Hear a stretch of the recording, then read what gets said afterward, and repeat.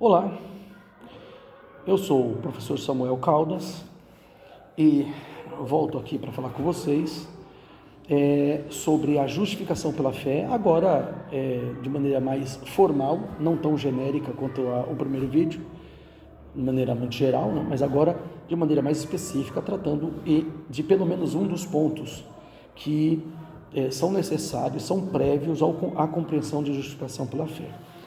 Uma das questões muito importantes para a compreensão desse tema é entender a gravidade a que fomos submetidos pelo pecado de nosso primeiro pai, Adão. Quando ele pecou, ele fez com que toda a sua posteridade, a sua descendência, já nascesse herdando a condenação que ele acarretou e arrastou sobre nós.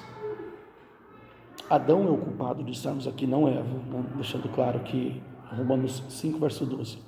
Mas uma coisa muito importante é que a gente precisa considerar como Deus exaltou a sua lei e colocou o primeiro casal debaixo desta lei para que ele pudesse permanecer vivo, não morrer. Eu vou chamar isso de condição de vida eterna. A condição de vida eterna de Adão antes da queda, portanto de Adão e Eva, no caso, o primeiro casal, é a que está em Gênesis, capítulo 2, versos 16 e 17. Eu convido aqueles que estiverem aqui em condições, estão me acompanhando. Se tiver condição, tudo bem. Se não tiver em condição, confira em casa. Se estiver dirigindo o carro, ouvindo enquanto anda, naturalmente não dá para você conferir o verso bíblico, mas vamos lá. Gênesis capítulo 2, versos 16 e 17 diz o seguinte. Isso aqui é para aqueles que me acompanham, né? Para aqueles que me acompanham há anos estudando a Bíblia, né? Já sabem que é assunto já batido, já bem enfático nos meus estudos. Vamos lá, Gênesis 2, 16 e 17. E ordenou o Senhor Deus ao homem, dizendo: de toda a árvore do jardim comerás livremente. Verso 17. Mas da árvore do conhecimento do bem e do mal, dela não comerás, porque no dia em que dela comerdes, certamente morrerás. Comeres, certamente morrerás. Então Deus estabeleceu a condição para Adão aqui, a condição para ele viver para sempre, para ele nunca morrer. A condição era obediência. Então, se ele obedecesse esse mandato divino e jamais transgredisse, ele nunca provaria a morte, nem ele, nem sua posteridade. Então, a obediência é a condição de vida eterna. Note, eu sei que agora, de bate-pronto, assim, só de meio que a queima-roupa, quem está ouvindo isso aqui está pensando assim, peraí, então você está defendendo que a gente alcança a vida eterna pela obediência? Não estou dizendo isso. Estou dizendo que Adão, antes da queda, ele permaneceria vivo e jamais morreria se ele obedecesse essas condições. E qual era a natureza dessa obediência? Porque a gente já chegou, pelo menos nesses dois versinhos aqui, fica claro que se ele obedecesse, jamais comesse do fruto proibido, jamais morreria. Então fica claro que a condição era obediência, a condição de vida eterna. Mas eu quero saber a natureza de obediência que é demandada por Deus para que a gente tenha direito à vida eterna. E aí vocês vão perceber que eu não sou legalista, eu não estou pregando salvação diante de Deus pela guarda da lei. Muito embora os salvos guardem a lei. Então a natureza da obediência, onde está escrito isso? Onde a Bíblia Sagrada, ela deixa claro que a natureza da obediência que Deus exigia era uma obediência X ou Y, assim. Abram suas Bíblias em Gálatas capítulo 3, verso 10. E a Bíblia aqui é muito, muito clara. Eu vou tentar usar os versos mais diretos e elucidativos a cada a cada questão que a gente levantar. Então, Gálatas capítulo 3, verso 10, nós estamos buscando a natureza da obediência que Deus requer e requereu de Adão antes do Éden, da queda do Éden, né? Da queda do homem no pecado, lá quando ele estava no jardim. Então, em Gálatas 3, verso 10, diz assim: todos aqueles, pois, que são das obras da lei estão debaixo da maldição, porque escrito está: maldito todo aquele que não permanecer em todas as coisas que estão escritas no livro da lei para fazê-las. Paulo fala muito claramente que os que são das obras da lei estão debaixo da maldição. Quem são esses que estão debaixo da lei e, portanto, debaixo da maldição? São aqueles que tentam se salvar por boas obras, por prática da justiça, por obediência a Deus. Mas por que alguém ficaria debaixo da maldição?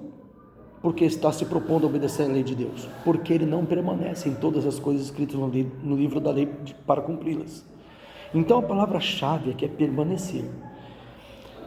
Em outras palavras, qualquer um poderia ter direito à vida eterna se ele iniciasse a vida dele obedecendo e ele fosse obedecendo até o final da vida dele sem nunca pecar.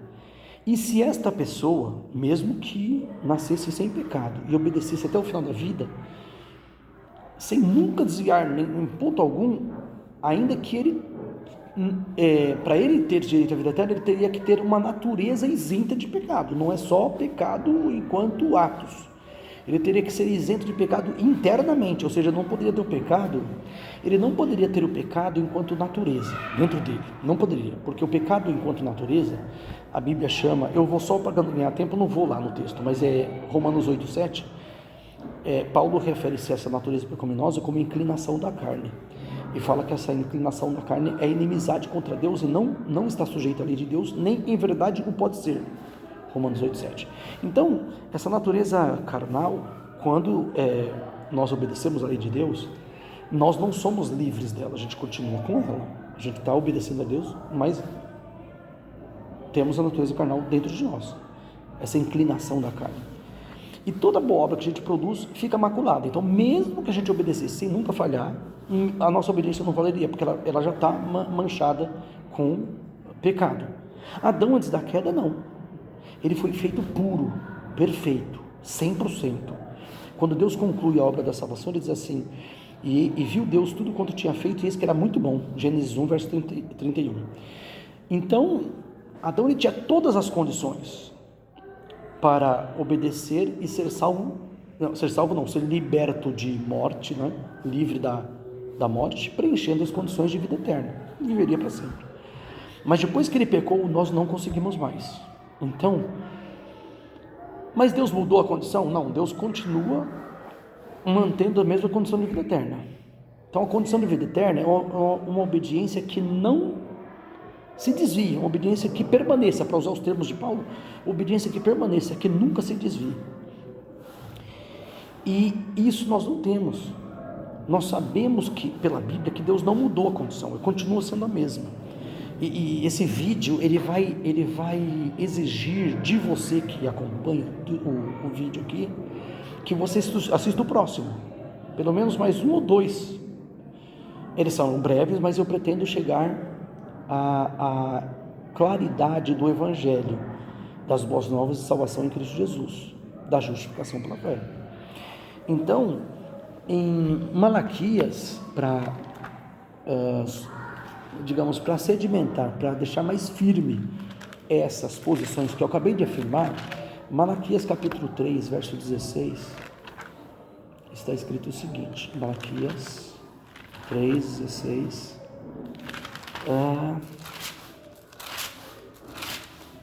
pronto, está escrito assim, não, 3, 6, desculpa, Malaquias 3, 6, porque eu, o Senhor, não mudo, por isso vós, ó filhos de Jacó, não sois consumidos.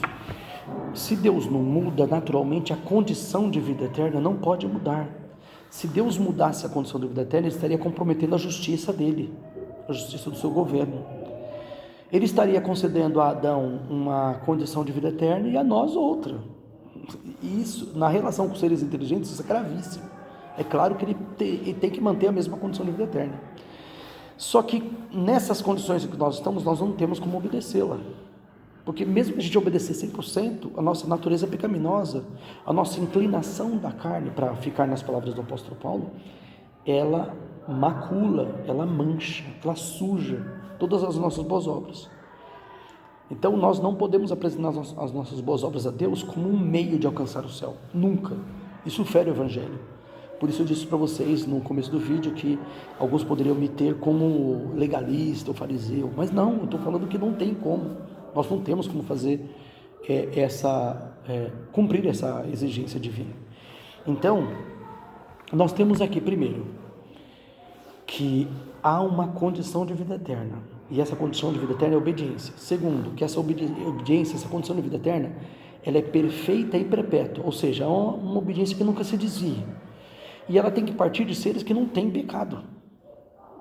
Tem que ser uma obediência que não seja manchada pelo pecado. Não é o nosso caso. E aí eu chamo vocês a considerarem o que está escrito em Isaías capítulo 64. Isaías 64 e o verso 6. Aí a gente vai terminar. Já estou com o tempo muito estourado. Diz o seguinte, o verso 6.